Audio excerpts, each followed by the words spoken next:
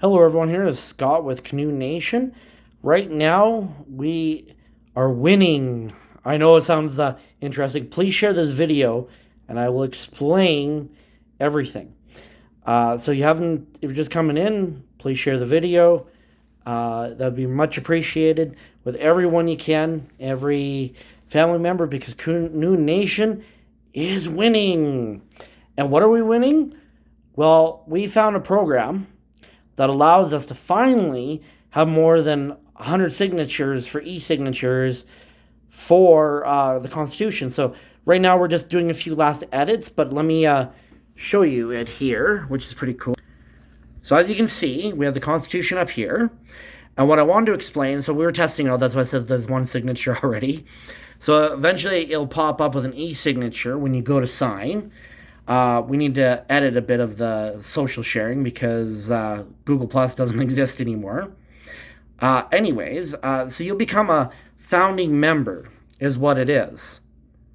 Founding member that allows you to simply, when you sign the Constitution, you help us, and you become a founding member. This is huge. And why is it huge? It's quite simple, actually. If down the road, and I don't like doing ifs, sorry, I should say when down the road, everything becomes unstable, like a year, maybe two. Well, we're hoping for 2 years, as a miracle, right? With everything going on, it is what it is, right? So, say we have a year down the road, and you said, you know what, I want to get the heck out of here. You put your application in for going up north, because they're two different things. You still have to put your application to go up north. So you put in the comment section on the application that you are a founding member. And you can even say what number yours was, and they will bump you to the front of the line. So that's the benefits to being a founding member, is you helped us out by signing the Constitution. So we'll help you out down the road if you change your mind and you actually do decide you want to go north, if resources are available to help you, but you end up at the front of the line behind the rest of the people that have signed. So in priority, this Canund Nation is is gonna be it's gonna explode. It's gonna be awesome. Like, we figure that by the time we start landing people there in spring and start making stuff, we'll claim the land way beforehand. Thanks to Bill C-15 of the Indigenous Act, allows us to reclaim our heritage land, which is awesome. And that is, our heritage land is Cree. We have other nations as well, but Cree was one of the bigger ones, and they took our nation there. They moved the whole community out, and all for uranium. I get it, there was the whole arms race, the whole 9 yards. Now they've abandoned everything. So we got infrastructure, we got power, we got utilities. All we have to do is just make the claim.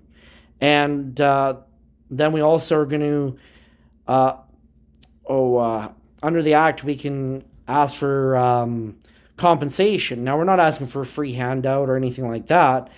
We're just asking for them to compensate us for the uranium they stole and the minerals they stole from our land. Now, I don't see that going very far, but we're not interested in the money fully. We're interested in getting them to watch this hand. Well, we have them busy while we're doing with the other hand. Now, it's one of the oldest techniques the governments do it, but when it's on them, they have no idea what's happening, right? So on the right hand, we're making the land claim. Left hand, we are claiming that we want retribution for what the land they stole. They took our minerals, the whole 9 yards. We couldn't care about the money on that end. Yes, it would help if they did, but we're hoping that when it comes down to it, that they'll actually just, well, let's just give them the land because they don't want to pay the bill, right? And we have, and they can't really deny the land either because of the new act. So it goes above them, which is nice. And with us existing as under Constitution, we literally will be a nation without a nation, kind of like Newfoundland was before they. So for most people who don't know the history of Newfoundland, it was its own nation for I don't know how many years. They went in so much debt which is no shocker. They still do that today. They went in so much debt that Britain offered to wipe their debt clean if they rejoined. Then, years later, they ended up joining Canada and stuff like that. But I'm not comparing us to Newfoundland, but I mean, trying to compare us to Quebec is not right either, right? So, Newfies knew how to work, and we know how to work. Anyone who's coming up there knows that there's no welfare system. There's a partial disability system that helps. So if you work and you're not making enough and you got disabilities preventing you from working full time, or if you're an elder that teaches part time, then we would subsidize your wage a bit in order to help. Now, if you're completely crippled, you can't do anything, then it's your responsibility, your family to take care of you, kind of thing. That's how it was in the past. So, but I mean, it doesn't mean as a community if they had no support, so we wouldn't help them. But if they can make it all the way up there, you're not disabled to that point. But years down the road, if people need help, we're happy to help them. And what it comes down to is our whole system is based off what is called modern tribalism. So just one big modern family with a whole from all different families coming together. They always say you can't choose your family that's blood, but you can always choose your family that brings you together. And as First Nations, we're always big families no matter what you do, if that makes sense, right? And we accept people that are as of the native tribes. So let me explain what a native tribe is. A native tribe is anyone who was born on Canadian soil but is not First Nation blood. So that is what we consider a native tribe. Then we have First Nations from many different nations. Then we have Métis, Inuit, and a lot of other great people that are coming on board left, right, and center.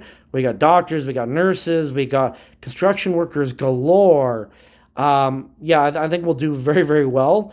And then once we get the Constitution signed, then we can make the land reclaim, and we can reclaim our land, and that would be huge for us to make a huge difference. But without us having all that, and then we have a lot of people, we have close to about 50 different cabins spoken for pre-buy. We're expecting at least, half of that for sure.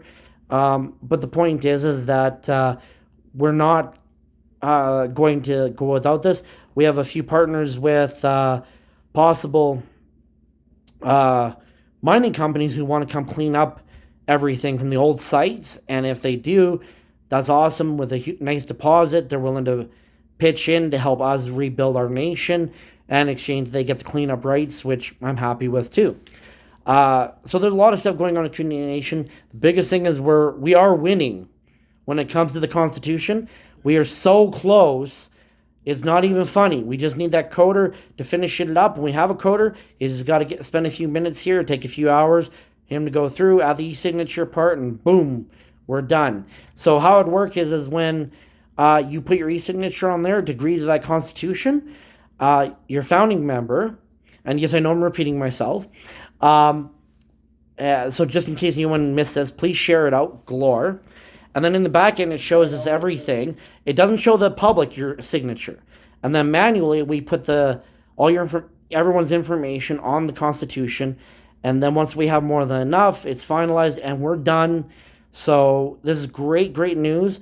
Please share out. If you're PHP coder, get a hold of us because our guy is very busy. We always have more and more people that we always need. Either way, have a great day, guys. May the Creator be with you, and God bless.